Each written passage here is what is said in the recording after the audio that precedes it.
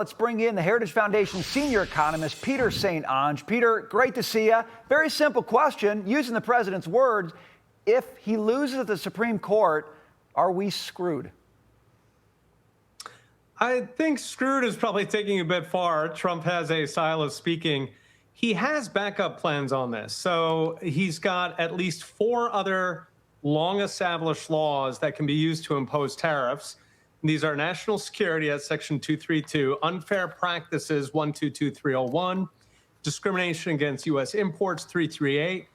That's without even getting creative. So he's got a lot of backup options.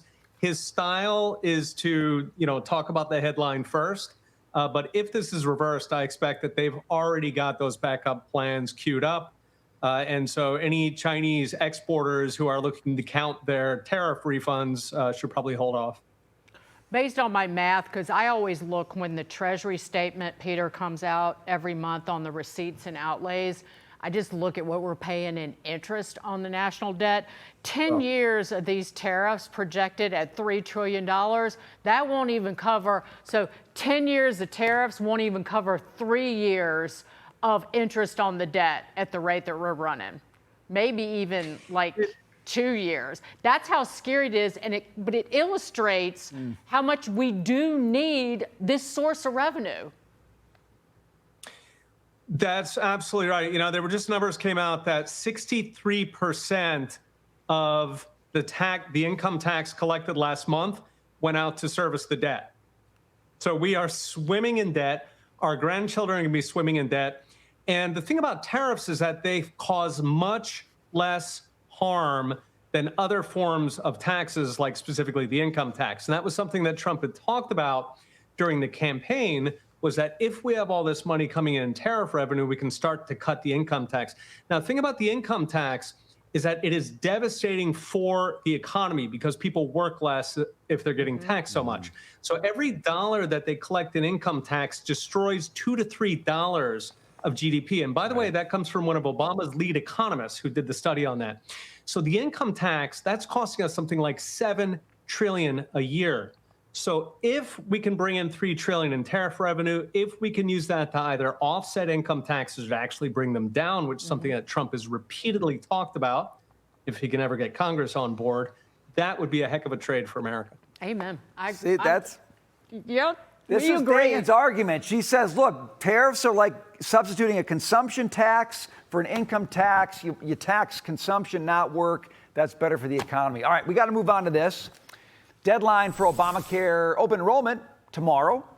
And despite a lot of doom from Democrats on health care, nearly 23 million Americans have enrolled. Plus, earlier today, the Senate blocked the Schumer-backed, House-passed 3-year extension of the supersized Obamacare subsidies. Okay, so I guess, Peter, the supersized subsidy thing goes away because it got killed in the Senate. You got the Obamacare enrollment. Call me old-fashioned. I don't celebrate if people are enrolling in Obamacare, okay? I want to know, are we going to get a healthcare system that's not dependent on this government? I don't know. What do you think about 2026? Good news on the horizon? I am hoping, Trump's talking about coming up with a new plan here, and he's talking about all the important elements, right? So price transparency, lump sum payments, these would be massive in terms of controlling costs. We could actually bring it down. The U.S. healthcare system, broadly speaking, is about 2 to 3 times what it should cost. We compare it to peers.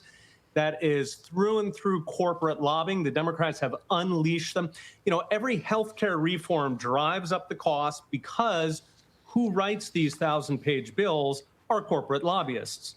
And so, every healthcare reform, it comes from Democrats because that's their lobbyists. So now we're stuck with it. So I am hopeful Trump is looking at the right areas. The executive orders that he's done on housing so far, which is another area where affordability is a big issue, they've been brilliant. He's been hitting all the right notes. So I'm hoping that we're going to keep seeing that with healthcare. And, to put these subsidies in perspective, we're talking $74 a month. It's not life-changing money.